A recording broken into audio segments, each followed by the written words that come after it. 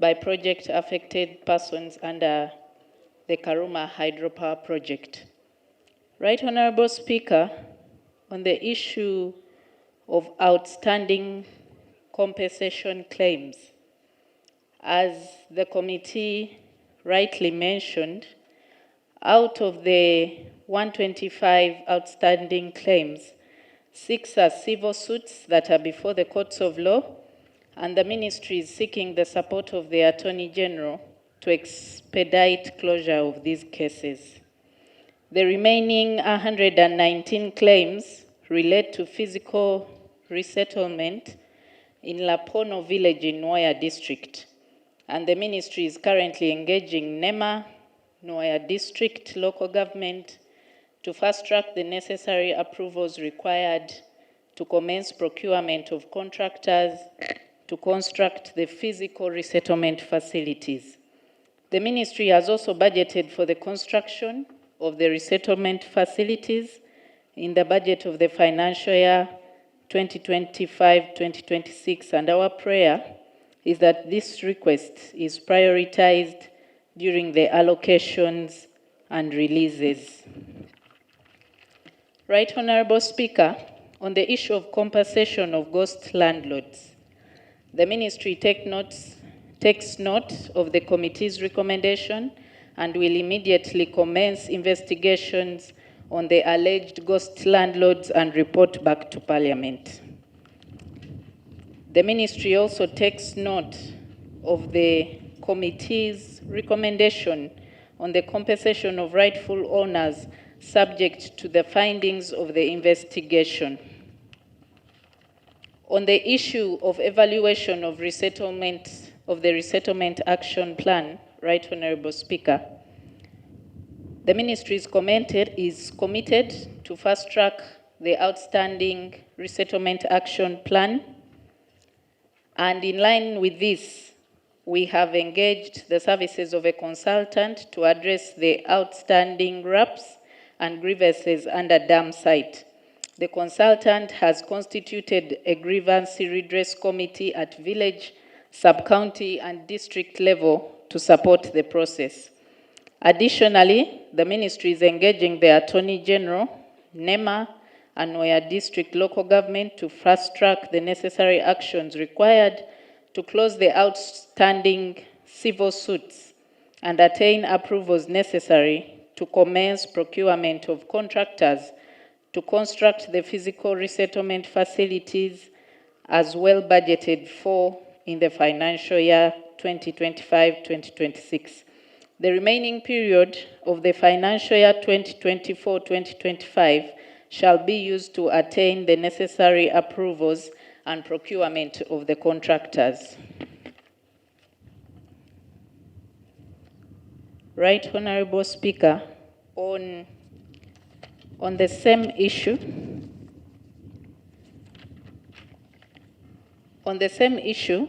of grievances of the persons that were not adequately compensated as attached in the annex, the ministry takes note of the committee's recommendation, but observes that out of the list of the 29 project-affected persons, 18 are listed as plaintiffs under Civil Suit 30 of 2017, Helen Labeja, and 60 others, versus Attorney General and others. As for the remaining 11, the ministry commits to investigate and take appropriate action through the grievance redress committees. On the issue of purchase of relocation land for the PAPs, the ministry takes note of the committee's recommendation and would like to inform Parliament that due diligence was carried out before purchase of the subject land, and confirmation of ownership was supported by the Chairman Area Local Council 1 of Lapono Village, Pabali Parish, Anaka Sub-County, and the Chief Administrative Officer of Nwaya District Local Government. The ministry is currently in possession of the original land title and transfer forms pending subdivision. The land is to be subdivided and transferred in the names of the individual project affected persons. On the issue of carrying out boundary opening of this required land to mitigate or prevent encroachment, we take note of the committee's recommendation and commit to update the boundary opening report that was prepared during the design of the facilities. Right, Honorable Speaker, on the issue of resettling the 119 households in accordance with the resettlement action plan, the ministry commits to expeditiously resettle the PAPs subject to availability of funds for the construction of the facilities. On the issue of the ownership of the land acquired in Noya to be transferred to government awaiting parcelling of the said land to the resettled PAPs, the ministry commits to transfer the land title to government of Uganda following the boundary opening before subdivision and transfer to the resettled PAPs. On the issue of status of relocation of vulnerable PAPs, Right Honorable Speaker, the ministry commits to resettle the PAPs subject to availability of funds that have limited us over time in starting the construction of the needed facilities. Right Honorable Speaker, on the issue of failure to return land titles for uncompensated PAPs, the ministry commits to identify the outstanding land titles, subdivide them, and return them to the rightful landowners. On implementation of social services, I entirely agree with the committee's recommendation. On implementation of Community Development Action Plan, the ministry entirely agrees with the committee's recommendation and commits to put it into action. On completion of the mosque at Karuma, the ministry commits to expedite the completion and handover by December 2024. Currently, the contractor is on site and works are ongoing. On refurbishment work for Karuma Primary School, the ministry would like to inform Parliament that the contractor to undertake works was jointly procured by Kiriandongo District Local Government and the Ministry of Energy and Mineral Development. However, the designs, bills of quantities, supervision of construction works, and clearance of payment certificates, including issuance of the completion certificate, was undertaken by Kiriandongo District Local Government, as was agreed in a memorandum of understanding with the Ministry of Energy and Mineral Development. On ensuring corrective measures are implemented immediately, including replacing substandard materials with those specified, we commit to undertake any required corrective measures that have been identified. Right Honorable Speaker, on the issue of land wrangle at Karuma Primary School, the ministry totally agrees with the committee's recommendations and commits to put these in action. Procedure. Institutions, a consultant was procured to undertake titling of all project land as well as processing. Depends on the availability of funds. Right, Honorable Speaker, without giving the time frame, leaving those people in suspense, government may take even 10 years by saying we have not yet got the fund. Right, Honorable Speaker, is it procedurally right for the minister to give a blanket statement? I would love the minister to give us a time frame, or you put in the budget for the particular financial year for those people to be compensated. But such a casual response, it puts our people into suspense. I beg to move. Thank you. Now, especially which have budgetary implication, she cannot come and say, because I'm a minister, I'll put in this money. No. Otherwise, you're going to force her to lie on the floor. A minister must go back and consult with the treasury, with the cabinet, and they put in money. I think what is very important, but Honorable Tinka Simire, you're a senior. You know when the speaker is speaking, you suppose. Yes, so the minister, we are protected under our rules of procedure, Rule 220, where we again ask action taken plan. Okay? That's why I've said under Rule 220, you'll come back within 1 month. You show us which action have you taken on the recommendations adopted by the House. And then that's where we shall go into the nitty-gritties. But also sectoral committees, when they are budgeting, they have to go back and say, we resolved on this. Why didn't you include it in the budget? So, but otherwise, for now, I don't want us to crucify our dear sister here, to force her make declarations on behalf of cabinet without further consultations. Well, let's be fair to her.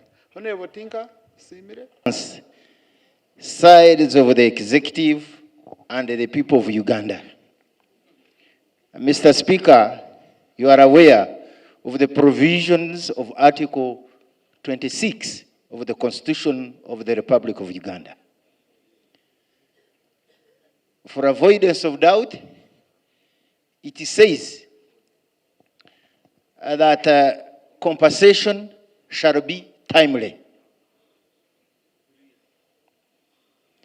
Compensation, which is referring in the direction of our rules, where you have to give a lot of time to the minister, I don't think that it is complying with the Article 26 of the Constitution of the Republic of Uganda.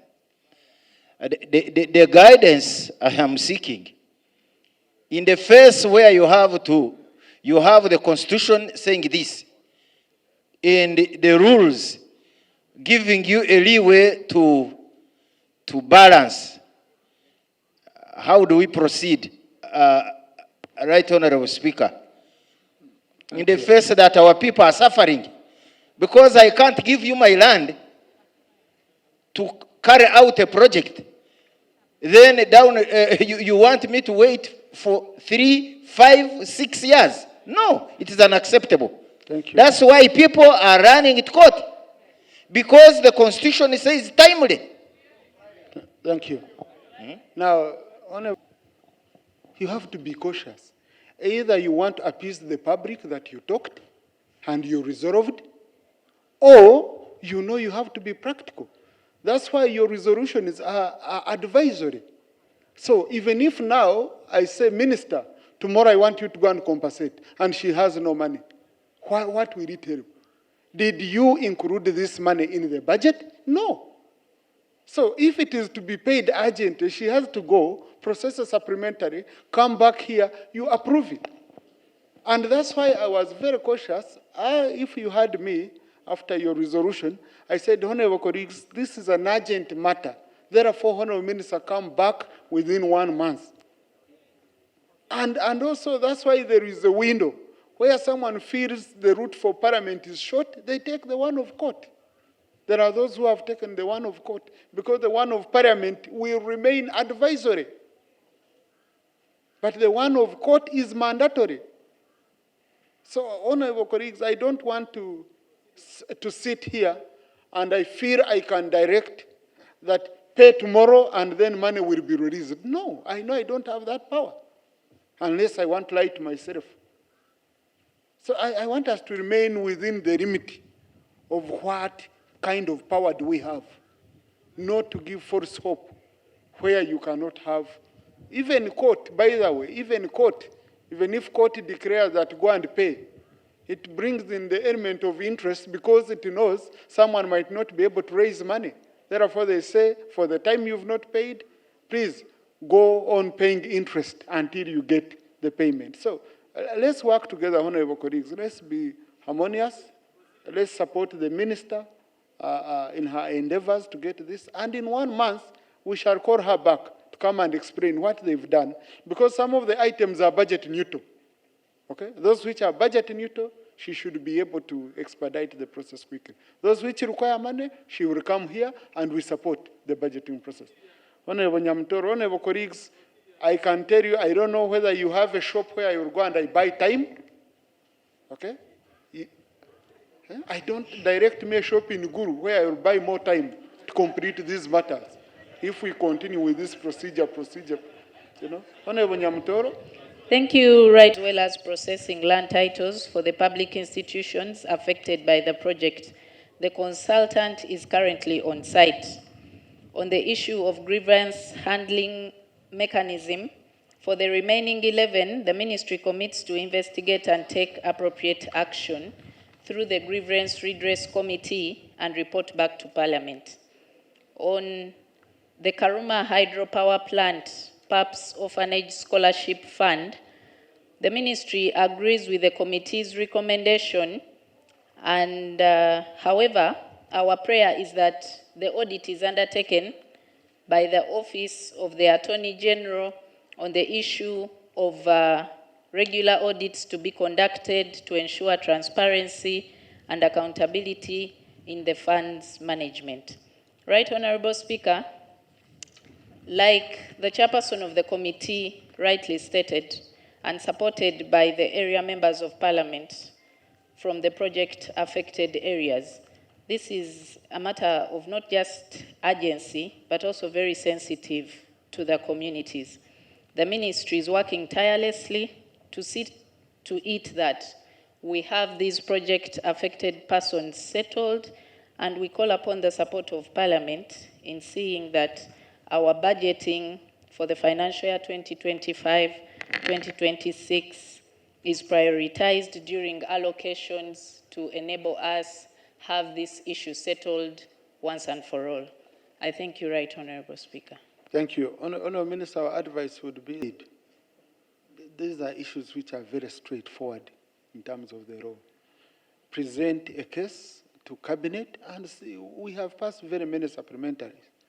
I know you're going to bring many supplementaries. I don't think we would reject the supplementary of compensating these people who have suffered for long, whom you've been told are dying and all that. So we request we don't wait for the budget of 2025, 2026, but we handle it urgently. Much obliged, we report back to Parliament in a month's time. Thank you, Honorable Nyamutoro. Honorable Mapi.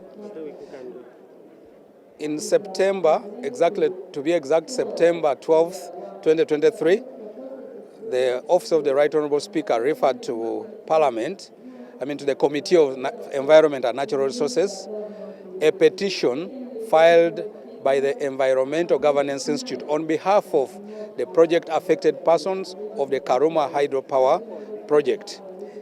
In their petition, the project-affected persons were complaining of inadequate compensation for claims that arose from 1, the procurement of land, 2, the displacement, and 3, the disorganization of socio-economic livelihood that arose as a result of setting up of this project at Karuma. Now, the total number of population, the people that have been affected by the project, amounted to 3,723 people. Among us, these were different people of different walks of life: children, elderly, the people with disability, students in schools, as well as many other different social strata.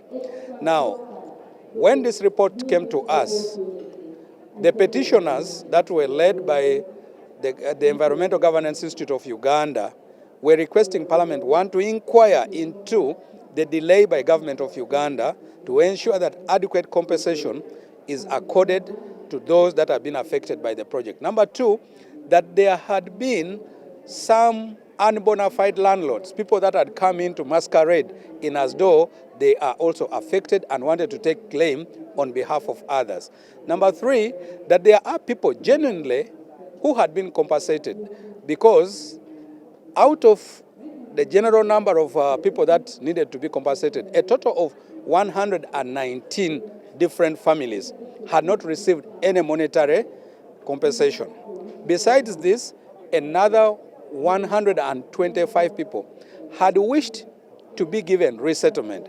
The difference between compensation and resettlement is that whereas the category of people that required compensation are those that needed a monetary return. For instance, either by land acquisition or destruction of property, they asked that let the government valuer determine how much in monetary worth have they lost, and therefore that is the amount to be given to them. Those that asked for resettlement or relocation are those that said, okay, now with the advent of the hydropower project, we can no longer live here. We do not necessarily need money. Find somewhere, buy land, build for us houses, and then we go and resettle there. So those that wanted relocation / resettlement are 125 families.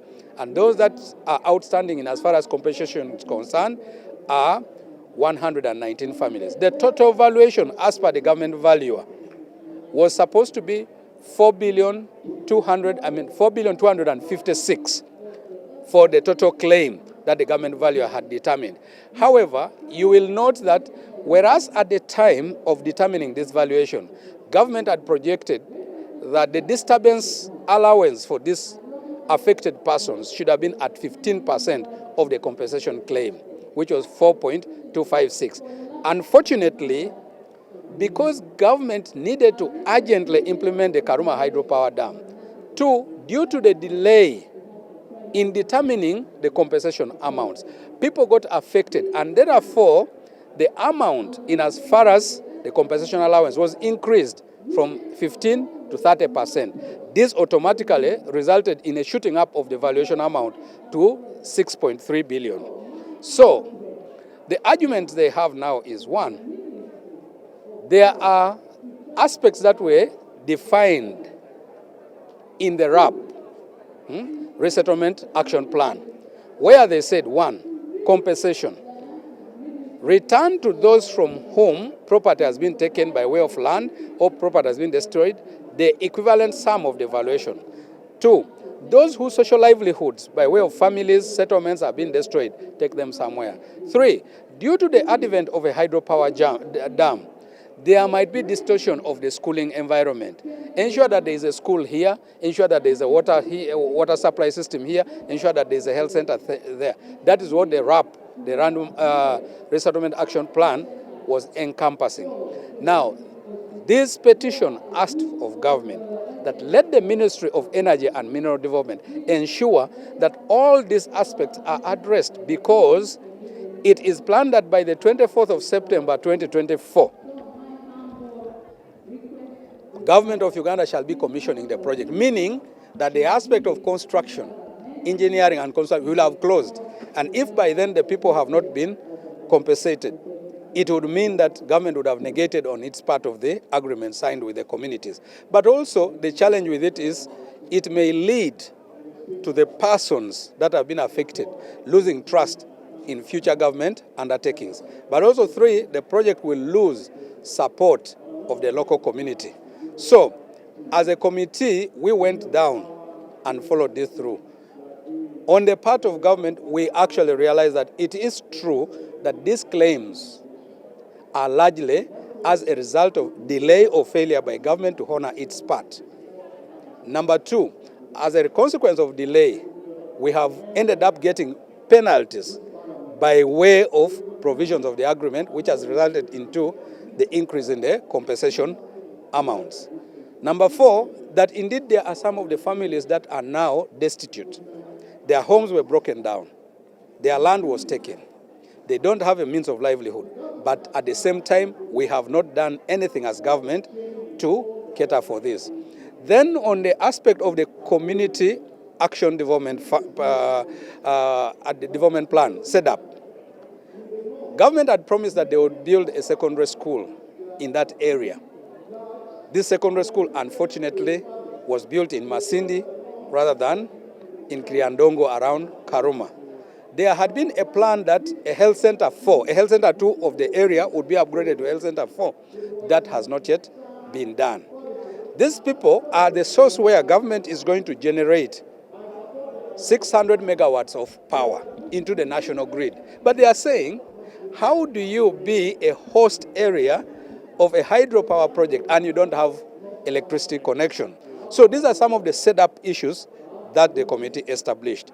Therefore, as a committee, We agreed largely with most of the issues of the petitioners.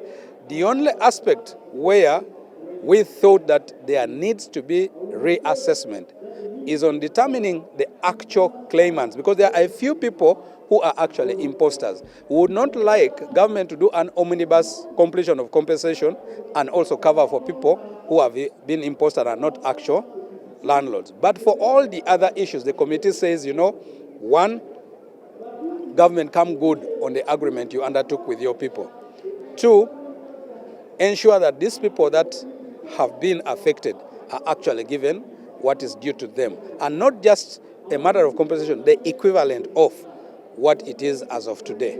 So we are glad today to note that the report was largely supported on the floor of Parliament, and Parliament has adopted it, whereas the committee had given a ministry a period of almost 2 months, actually 3, because we were saying 30th of November 2024.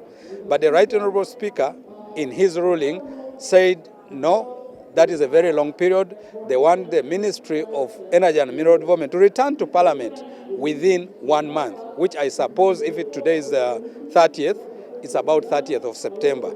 So which we think is even a welcome relief, because the committee is interested in ensuring that Ugandans are actually supported once they are also part of those that contribute to a national project such as Karuma. So I think only one. Indeed, it is not ex gratia. Ex gratia is given as goodwill. However, compensation is on the basis of what you have been deprived, replacement of what the person either has given or has been deprived of as a result of an intervention. So it is actually compensation. What I know as of now and what the committee established is that as at 2012, when the process of valuation was concluded, the total compensation amount was 4,256,000,000. Already, due to the way government pushed away these people and established the project before completing the compensation, the disturbance allowance rate was increased to by 15% to 30%, pushing the compensation rate to 6.3 billion. It therefore means that as we speak today, if we are to look at the period of non-compliance by government, the government valuer would need to reevaluate the actual amounts, because there must be interest, there must be additional disturbance that these people have been occasioned due to the delay by government. So that is what it is. Now, in the issue of the school, as you know, the school, if you recall, is aware that what they had provided for was 17 acres. I mean, government comes in and claims that it was 17 acres that the school should have surrendered to it. The school says they recognize 4.5 acres, meaning that there is a discrepancy of about 12.5 acres, which government has irregularly acquired from the school. Now, the challenge here, if you say that, if we come back to it, a school is a government-aided school. Therefore, it's part of a government institution. The persons that have also taken over the land is a government project. The fundamental thing now to note is the area in the school which the project is acquiring. Is it indeed one which could negate implementation of the project or not? In the understanding of the committee and my own understanding, having visited the site, no. Because it is simply part of the large chunk of land that was needed to implement the project, which was 465.52 hectares of land.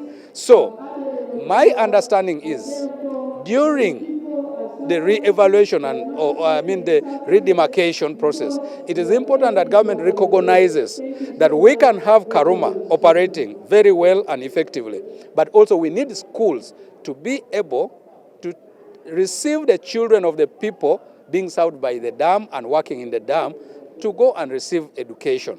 So I believe that as Parliament, we shall seriously follow up. The Minister has committed herself that the Ministry will come. We will hope that the local leaders and the school management will sit together and re-establish where the boundaries are, so that the school will be given back the part of the land that has been irregularly taken from them. Yeah. Thank you very much. On a petition by project affected persons of the Karuma HydroPower plant. Mr. Speaker, The committee looked into a number of issues. We held meetings. We also visited the site, had on-site meeting with project-affected persons, the ministry, and other stakeholders. Mr. Speaker, before I present a report of the committee, I request that we lay on the table a file containing the report of the committee, minutes of our findings, and several other documents that were compiled in the process. Mr. Speaker, I beg to lay. Thank you. In the interest of time, Mr. Speaker, I shall just read highlights of the committee findings because this matter has been on the order paper since Wednesday. I am sure the honorable colleagues have addressed themselves on many other issues in the report. Mr. Speaker, sir, honorable colleagues, on September 12, 2023, the Right Honorable Speaker directed the Committee on Environment and Natural Resources to study and revert to Parliament on a petition submitted to her office by the Environment Governance Institute on behalf of the project-affected persons of Karuma HydroPower project. The committee considered the petition in accordance with Rules 36 and Rule 37, Sub-Rule 7 of the Rules of Procedure of Parliament, and hereby wish to report. Mr. Speaker, Karuma HydroPower plant is a runoff of the river plant located along River Nile, northwest of Uganda. It's at 23.5 kilometers upstream of Masindi-Gulu Highway. The project area falls within Kiriandongo and Oyam districts, located in the vicinity of Karuma village and Mashon Falls protected areas, including the Karuma Wildlife Reserve. The project utilizes a gross head of about 700 meters and design discharge of 1,098 cubic meters for the generation of 600 megawatts, in brackets 6 units of 100 megawatts each. It has 6 different generation turbines. Mr. Speaker, in a letter dated September 5th, 2023, the Environment Governance Institute petitioned the Office of the Speaker on behalf of the project-affected persons who are affected by the works on Karuma HydroPower plant and requested that the Speaker sets up an inquiry to look into the manner in which compensations of these persons had been done by the Ministry of Energy and Mineral Development.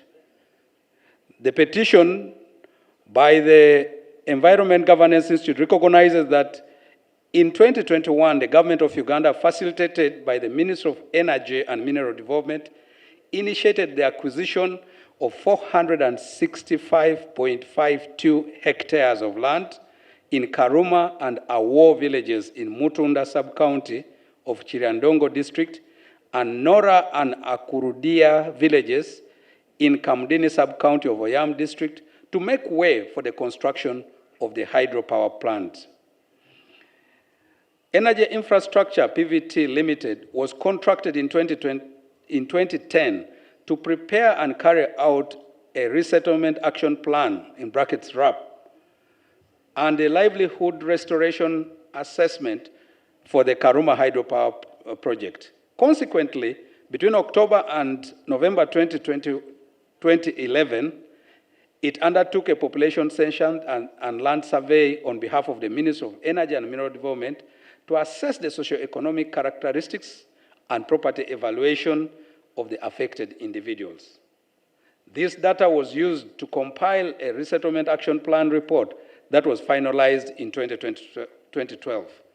Notable is that government set January 16, 2012 as the cutoff date, signaling that any development made on the affected land after that date would not be compensated, and that government had taken over the property of the project-affected persons.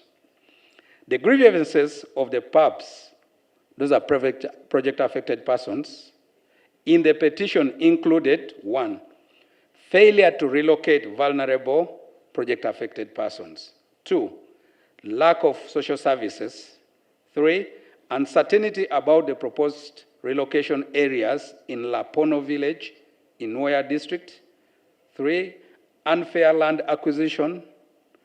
4, lack of grievance reporting platform. And 5, presence of ghost landlords.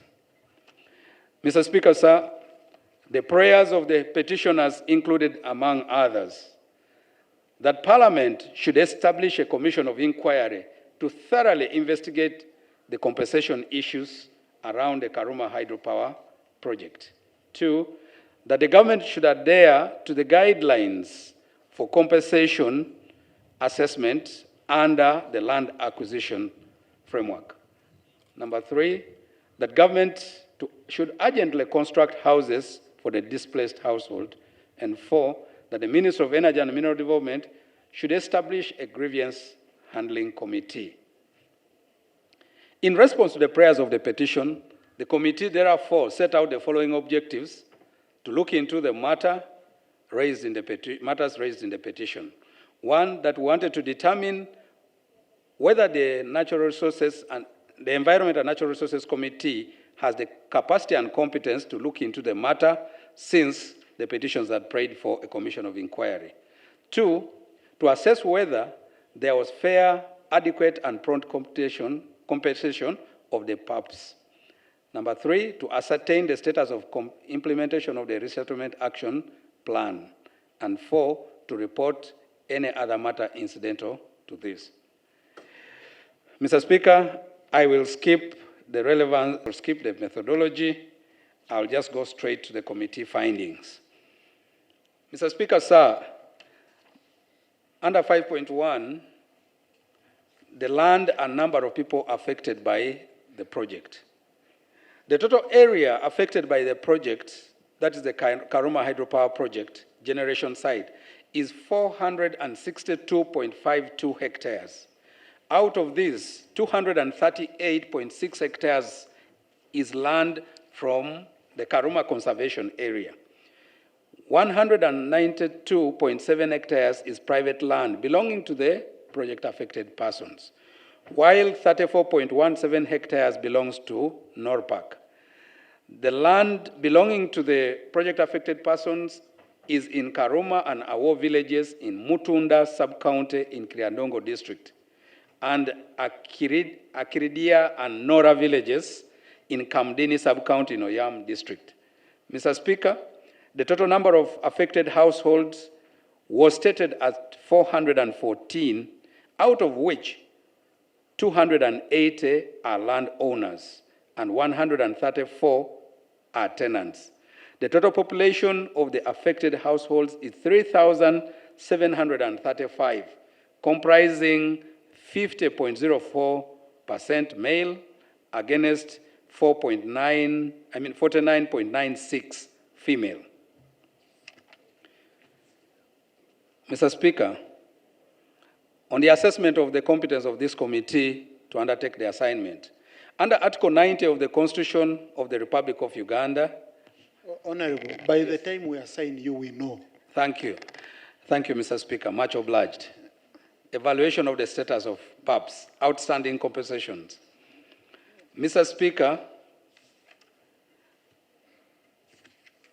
let me skip.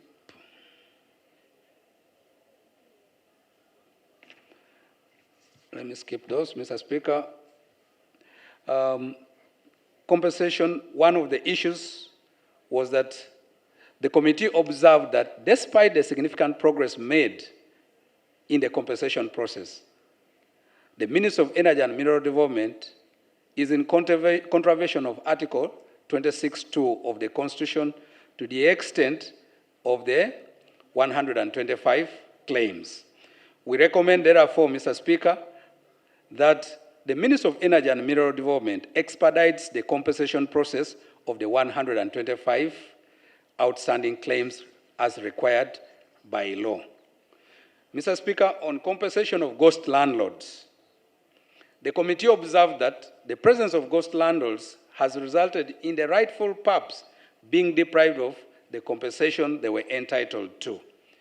This has led to unfairness and injustice, severe economic hardship, and social displacement, which affects the trust in government processes. Mr. Speaker, as you might note, I am only now looking at the committee observations and recommendations.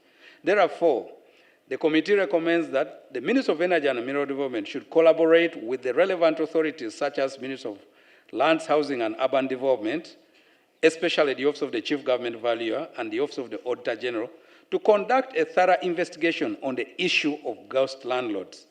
They should take immediate legal action against those found to have fraudulently undertaken activities of claiming for compensation and yet they are not entitled to. And this should be reported back by the Ministry to Parliament by the 30th November 2024 on the actions taken. Mr. Speaker, that the Minister of Energy and Mineral Development should also ensure that the rightful landowners should be duly compensated to the full. Mr. Speaker, I would like to go to the status of compensation. The committee established that the total outstanding claims for physical resettlement are 119, and the proposed budget for implementation of the RAP is 28 billion 31,079,000, out of which 4,265,279,694 is for compensation, including the statutory disturbance allowance of 15%. The committee observed that the assessed compensation value of 4.2 billion aligns with the figures approved by the Chief Government Valuer in his report. Mr. Speaker, there is a table there that I'm sure colleagues have seen, and in the interest of time, I request to draw your attention to look back into it. Therefore, our observations, that although the evaluation report budgeted for 4.2 billion, to settle the assessed compensation for land, buildings, and crops, and the statutory disturbance allowance of 50%, this value overshot by 2.55 billion, which is more than a half of the value that was initially budgeted for. 2, the completion of implementation of the RAP has delayed by 12 years. Nonetheless, the disturbance allowance was revised from 15% to 30% because the PAPs had been given less than 6 months to vacate their land. According to the value for money report on compensation of the project affected persons under Karuma, it was noted that the significant increment in the valuation amounts for Karuma was due to change of the disturbance allowance payable from 15 to 30%, resulting to an increment of 0.56 billion. In addition, 1.26 billion resulted from the supplementary valuations of 505 claims relating to missed persons or properties and the re-evaluation of values rejected in the initial report. Such a significant number of fresh claims, amounting to 44% of the total of the initial valuation, to the market gaps in,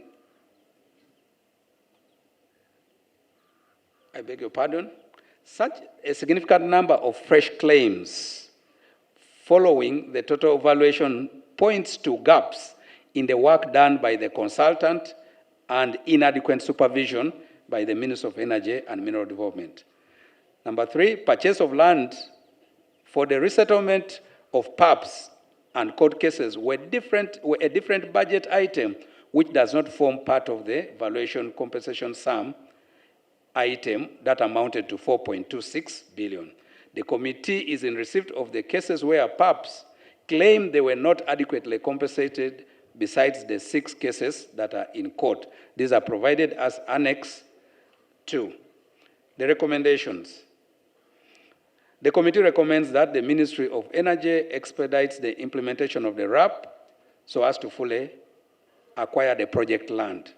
2, that the Ministry of Energy and Mineral Development and UETCL should ensure that supervision of consultants during the evaluation process is done in order to detect and avoid errors and omissions. And the Ministry of Energy and Mineral Development should investigate and take appropriate action to address the grievances of all persons that were not adequately compensated, as per the attached list, which is Annex 2, and report back to Parliament not later than 30th of November 2024.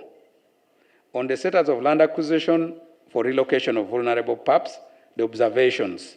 The committee noted that there was a protracted delay in acquiring land for the PAPs between completion of the PAP RAP assessment in 2012 and the purchase of land, which was supposed to be done by 2018. The committee also observed that whereas there are copies of land titles for the purchased land, no copies of transfer forms were received, and this partly explains the continued failure to transfer the land titles to government since 2018. The committee observed that it was erroneous for the Ministry of Energy and Mineral Development to purchase land without conducting an official search as advised by the Chief Government Valuer. Moreover, the land was purchased at 75 million more than the value recommended by the Chief Government Valuer. Recommendation.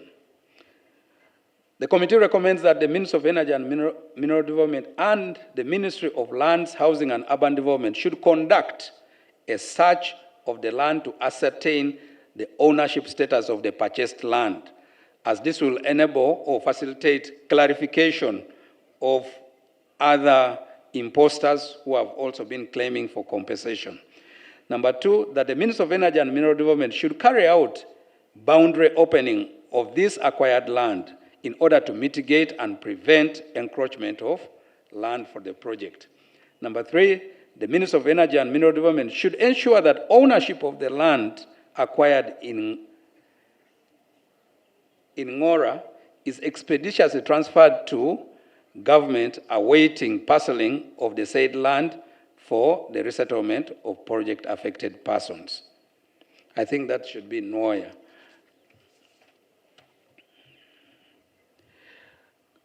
On status of resettlement of the PAPs, the committee observed that although Karuma HydroPower project is nearing completion, with 99% progress and an official commissioning date set for 25th September 2024, all vulnerable PAPs, 119 households, have still not been relocated, despite the comments made in the Resettlement Action Plan over a decade ago. Further, the committee noted that the delays in the resettlement might increase the likelihood of new claimants emerging. The recommendations, therefore, is that Ministry of Energy and Mineral Development should expedite the construction of houses for the vulnerable PAPs and should aid their relocation. The 2, an ad hoc joint assessment committee composed of Ministry of Energy and Mineral Development staff, the local leadership, and the PAPs themselves, representatives of the PAPs themselves, should be formed to periodically assess progress at the resettlement site. Their terms of reference and timelines for execution of the construction of the houses should be developed and agreed upon by all the parties, and that the Ministry of Energy and Mineral Development, together with Ministry of Lands, Housing and Urban Development, should fast-track the transfer of land titles to the government of Uganda for the land in Lapono village. Mr. Speaker, sir, on failure to return titles for uncompensated PAPs, the committee recommends that the Ministry of Energy and Mineral Development should immediately return the land titles to the project-affected persons, or ensure that all their outstanding claims are paid promptly. On the claims before court, the committee observes that since some of the cases before court since some of these cases are before court and in line with the rules of procedure, it will not dwell on the specifics of these cases, since this might constitute sub judice as per Rule 73, which in part reads that a member shall not refer to any particular matter which is sub judice. So the committee restrained itself from dwelling into the details of what is before court. On implementation of social services, Mr. Speaker, sir, the committee noted that the PAPs had highlighted a number of additional services to be considered as part of the RAP. This included water and sanitation facilities, electricity provision, upgrading of Health Center 2 to Health Center 4. The committee noted that where these social services are not catered for under the RAP, they are provided for in the Community Development Action Plan or the corporate social responsibility from the developers of Karuma HydroPower project. The committee also observed that the failure to provide essential social services undermines the well-being of the resettled communities. This undermines also the community acceptance and trust in the project, potentially resulting into resistance and reduced public support for future initiatives of government. Mr. Speaker, sir, the committee therefore recommends that the Minister of Finance, Planning and Economic Development should prioritize to avail the Minister of Energy and Mineral Development with the necessary funding so that it can promptly implement the social services action plans as outlined in the RAP. The committee also recommends that Minister of Energy and Mineral Development should expedite extension of electricity to the neighboring communities, especially public institutions, because it negates understanding for you to be the community from which electricity is generated and yet remain without supply of energy. Implementation of the Community Development Action Plan. The committee observed that funding by government remains very low despite the CDAP being a critical foreseeable expenditure requirement. Out of the 38.3 billion meant for the implementation of the CDAP project, only 0.3 billion has been received, resulting to non-implementation of planned constructions. Number two, it was also observed that in the imperative that government avails funding for the CDAP, initiatives in the project host communities, it was observed that it is imperative that government avails funding for implementation of the CDAP initiatives in the project-affected communities. This will help to have a buy-in from the communities and to facilitate project acceptance. Recommendation that the committee recommends that the government provides the 3.82 billion for the CDAP activities under Karuma over the next 3 financial years. 5.5, acquisition of land titles for public institutions. The Committee of Land Titles for Public Institutions create legal and ownership uncertainties which could lead to future disputes. It recommends, therefore, that the relevant authorities should expedite the process of issuing land titles and to these public institutions so as to ensure clear ownership, legal protection, and the ability to access further development opportunities.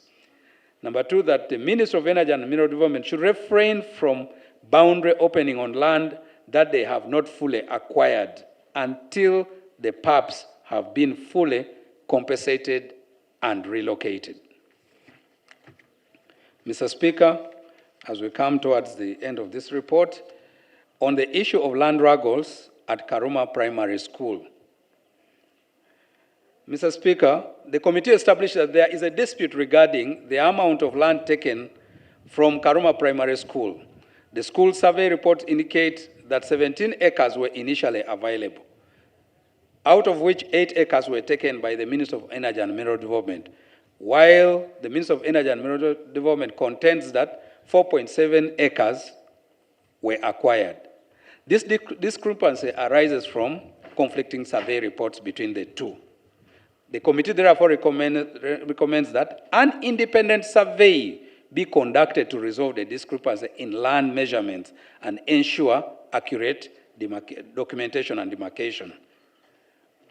Number two, that additionally, a review meeting involving both the ministry and the school management committee and other representatives should be organized to address the issue in order to reach a fair conclusion. On Karuma HydroPower Plant PAP's Orphanage Scholarship Fund, the committee observed that failure to issue clear guidelines risks mismanagement and an ineffective use of the resources, potentially preventing the intended support from reaching the PAPs themselves.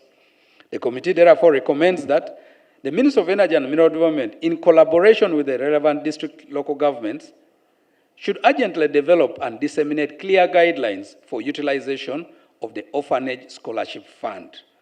Number two, that additionally, regular audits should be conducted by the Minister of Energy and Mineral Development to ensure transparency and accountability in the funds management.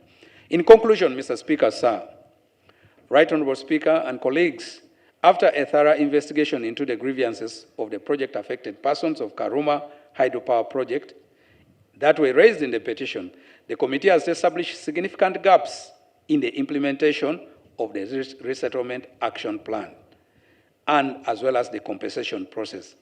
This is characterized by delayed, unfair, and inadequate compensation, protracted resettlement of vulnerable PAPs, which have negatively impacted their livelihoods. The committee therefore recommends immediate government intervention to address these grievances by expediting the construction of houses for relocation of the vulnerable PAPs. That, Mr. Speaker, that outstanding compensation claims should, as a matter of urgency, be implemented. Mr. Speaker, I beg to submit. I thank you. Honourable Chair. Honourable